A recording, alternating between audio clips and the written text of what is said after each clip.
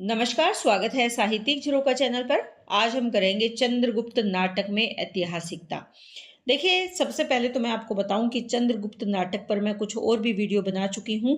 उन सब का लिंक मैं यहाँ डिस्क्रिप्शन बॉक्स में डाल दूंगी, जिससे आपको इस नाटक में जो पात्र हैं, इसका जो कथानक है, वो और अच्छे से समझ में आ पाएगा।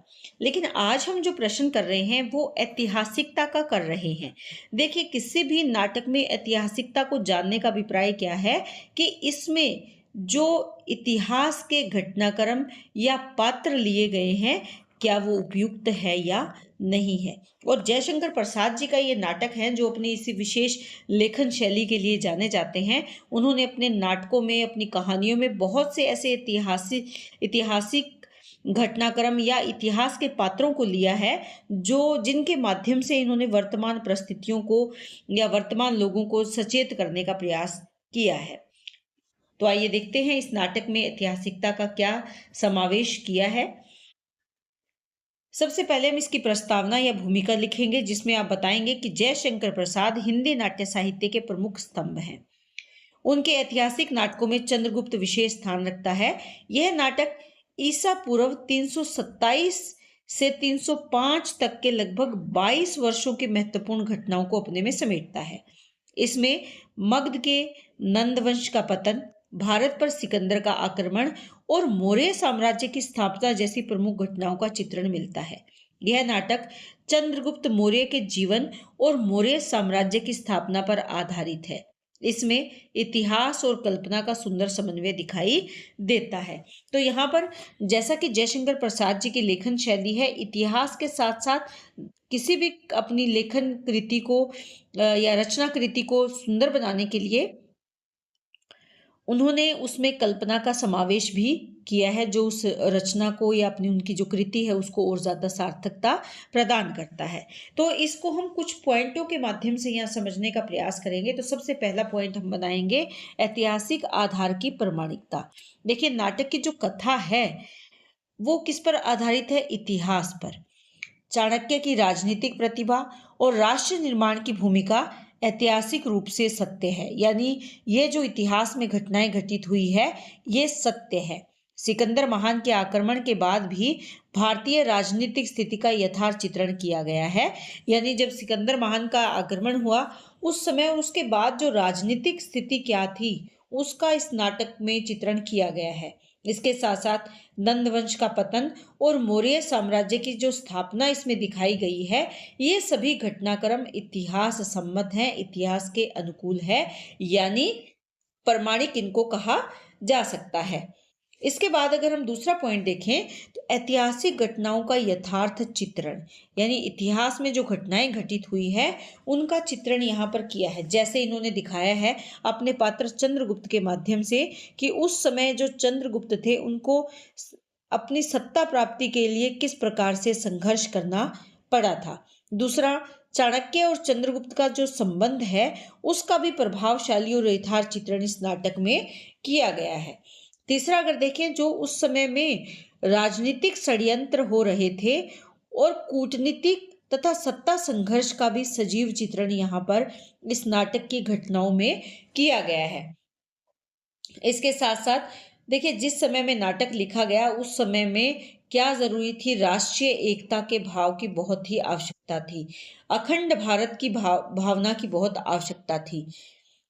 तो भारतवासियों को ये समझाने के लिए कि हमारे भीतर अगर हमारे राष्ट्र में एकता का भाव है तो हम अखंड भारत की स्थापना उसी प्रकार से कर सकते हैं जिस प्रकार चाणक्य और चंद्रगुप्त ने मिलकर की थी। क्योंकि ये समय काल क्या है, इसका 1931 ईस्वी ही इसका रचना काल है। इस समय में हम आज़ादी के लिए संघर्ष कर रहे थे, भारत देश गुलाम था, नए नए आंदोलन देश में चलाए जा रहे थे, लेकिन लोगों में निराशा का भाव आ गया था। परंतु लेखकों ने जो अपना योगदान दिया है भारतीय आज़ादी में या भारतीय परिस्थितियों का अपनी रचनाओं के माध्यम से चित्रण करने में, उन रचनाओं से भारतीय लोगों के जीवन पर जो प्रभाव पड़ रहा था वो सकारात्मक प्रभाव था।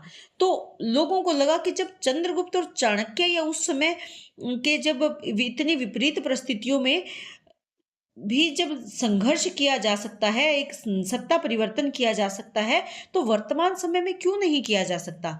हम अंग्रेजों को क्यों नहीं खदेड़ सकते? तो इस प्रकार की यथार्थ घटनाओं का चित्रण उन्होंने अपने इस नाटक में किया है ताकि लोगों को प्रेरित किया जा सके। तीसरा हम यहाँ पर देखें तो चरित्र चित्रण की ऐतिहासिकता को हम यहाँ पर ले सकते हैं। इस नाटक में जयशंकर प्रसाद ने उन ऐतिहासिक चरित्रों या पात्रों को लिया है जो कि वर्तमान समय में लोगों को प्रभावित कर सकते हैं। उसमें सबसे महत्वपूर्ण दो चरित्र हैं, चंद्रगुप्त और चाणक्य। चंद्रगुप्त और चाणक्य, देखिए कुछ एक इसमें काल्पनिक पात्र भी शामिल किए हैं। पात्रों के बारे में आप ज्यादा विस्तार से मेरे वीडियो से जान सकते हैं जो मैं पहले बना चुकी हूँ, उसका लिंक मैं यहाँ वीडियो के डिस्क्रिप्शन बॉक्स में डाल दूंगी। तो यहाँ पर इतिहास के घटनाक्रम को अगर देखें तो चंद्रगुप्त और चाणक्य दोनों ही अपने अपना इतिहास में महत्वपूर्ण स्थान रखते हैं। चंद्रगुप्त कैसे हैं? वीर है, धैर्यवान है और राष्ट्र नायक बनने के सभी गुणों से युक्त है। चाणक्य की अगर बात करें तो दूरदर्शी है, कूटनीतिज्ञ है और राष्ट्र निर्माता है, यानी विपरीत परिस्थितियों में भी संघर्ष करके किस प्रकार राष्ट्र का निर्माण किया जा सकता है, ये चाणक्य से बेहतर कोई नहीं जान सकता। कूटनीति की अगर बात करें, अर्थनीति की अगर बात करें, अर्थशास्त्र की अगर बात करें तो चाणक्य का नाम सर्वोपरि आता है। तो ये इतिहास प्रसिद्ध पात्र हैं जिनको इस नाटक में उन्होंने लिया है और जिनके माध्यम से संपूर्ण ऐतिहासिक घटनाक्रम को प्रस्तुत किया है। अन्य पात्र भी हैं जो ऐतिहासिक पृष्ठभूमि के अनुरूप है, उनका विस्तार से वर्णन आप दूसरे वीडियो में देख सकते हैं। इसके बाद आप देखें कल्पना और नाटकीयता का समावेश इस नाटक में किया गया है। वो कहाँ पर किया गया है? देखिए कोई भी रचना अगर हम यथार्थ रूप में जो जैसी है वैसी लिखेंगे तो उसमें रोचकता नहीं आएगी, जिससे पाठक और दर्शक उससे नहीं जुड़ पाएंगे। तो यहाँ क्योंकि एक नाटक है, मंच पर इसको प्रदर्शित करने का उद्देश्य नाटककार का रहता है। इसके साथ साथ पाठक भी जब इसको पढ़े तो उसमें रोचकता का भाव उत्पन्न हो, इसी उद्देश्य को ध्यान में रखते हुए जो नाटककार हैं वो उसमें कल्पना और नाटकीयता का घटनाओं में समावेश कर देते हैं, जिससे कि उसमें रोचकता उत्पन्न हो। तो यहाँ पर देखें तो संवादों में काव्यात्मकता और भावात्मकता का सुंदर समन्वय इन्होंने किया है। कुछ प्रेम प्रसंग और कुछ अन्य घटनाएं हैं जो काल्पनिक है। वो किस लिए है? इस नाट्य रचना को रोचक बनाने के लिए उनकी आवश्यकता इसमें अनुभव की गई। घटनाओं का नाटकीय पुनर्गठन इस नाटक में किया गया है। इसके साथ साथ मनोवैज्ञानिक गहराई का विस्तार से प्रस्तुत यहाँ के घटनाक्रम और पात्रों के कथनों के माध्यम से हम देख सकते हैं। उसके बाद देखिए राष्ट्रीय चेतना का प्रभाव। देखते हैं नाटक में स्वाधीनता और राष्ट्र गौरव की भावना को चित्रित किया गया है। क्यों किया गया है? क्योंकि हम अपने देश को जो गुलामी का भाव है या जो गुलाम देश किसका गुलाम है? अंग्रेजों का गुलाम है। और उन अंग्रेजों से मुक्ति पाने के लिए हमें क्या करना है? राष्ट्र गौरव की भावना का संचय करना है, उसको प्रेरित करना है लोगों को कि वो अपने देश की गौरव गाथा को याद करें, अपने देश के उन वीरों को याद करें ताकि वर्तमान समय में वो संघर्ष कर सके। किससे संघर्ष करे? विदेशी शक्तियों के प्रति विरोध का स्वर उत्पन्न कर सके, विदेशी शक्तियों को खदेड़ सके। और भारतीय संस्कृति की श्रेष्ठता का चित्रण भी इस नाटक में किया गया। वो क्यों किया गया? कि हमारी भारतीय संस्कृति हमेशा से ही श्रेष्ठ थी। हम अगर उससे प्रेम नहीं करेंगे तो देश कभी आजाद नहीं हो पाएगा। भारत के लोग ही अगर भारतीय संस्कृति से प्रेम नहीं करेंगे तो हमारी संस्कृति पिछड़ती चली जाएगी। तो यही राष्ट्रीय चेतना का भाव जगाने के लिए उसमें गौरव, राष्ट्रीय गौरव की भावना का समावेश किया गया, विरोध का स्वर इसमें डाला गया और इसके साथ साथ भारतीय संस्कृति की श्रेष्ठता को भी इस नाटक के माध्यम से अभिव्यक्ति प्रदान की गई है। ये इतिहास में भी आवश्यक था और जिस समय ये नाटक की रचना की गई उस समय भी जरूरी था, और वर्तमान संदर्भ में भी देखें तो तत्कालीन समय में भी ये भाव उतने ही ज्वलंत नजर आते हैं। उसके बाद समालोचनात्मक दृष्टि की अगर बात करें तो नाटक पूर्णतः ऐतिहासिक ग्रंथ नहीं है।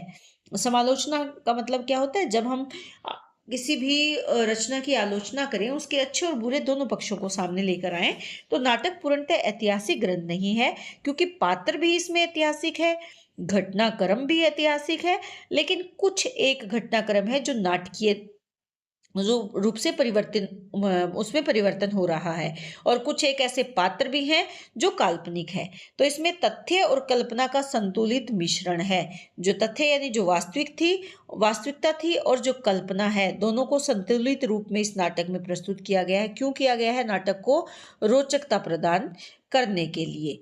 लेखक का उद्देश्य केवल इतिहास कहना नहीं, बल्कि प्रेरणा देना भी है। प्रेरणा किसको देना है? वर्तमान भारतीय समाज को, जो वर्तमान में भारत का युवा वर्ग है, जो निराश हो चुका है, आजादी के लिए, आजादी तो चाहता है लेकिन आजादी के लिए संघर्ष करना उसे कठिन लग रहा है, उसको प्रेरित करने के लिए। तो निष्कर्ष रूप से हम कह सकते हैं कि जो चंद्रगुप्त है नाटक है, इस नाटक की ऐतिहासिकता आंशिक रूप से यथार्थ और आंशिक रूप से कलात्मकता इसमें शामिल है, यानी यथार्थ और कल्पना का मिला जुला रूप इस नाटक में देखा जा सकता है। जयशंकर प्रसाद ने इतिहास को आधार बनाकर इसमें कल्पना, दर्शन और राष्ट्रीय चेतना का समावेश किया है। इस प्रकार से ये नाटक इतिहास और साहित्य का उत्कृष्ट समन्वय प्रस्तुत करता है। तो उम्मीद करती हूँ प्रश्न आपको अच्छे से समझ में आया होगा। मैंने यहाँ पर मुख्य बिंदुओं के माध्यम से इसे समझाने का प्रयास किया है। आप इन बिंदुओं को थोड़ा सा विस्तार देकर पेपर में लिखें, जिससे कि आपका प्रश्न अच्छा प्रश्न तैयार हो पाए और आप पूर्ण अंक प्राप्त कर पाओ। तो बहुत बहुत धन्यवाद। इसी तरह चैनल से जुड़े रहें।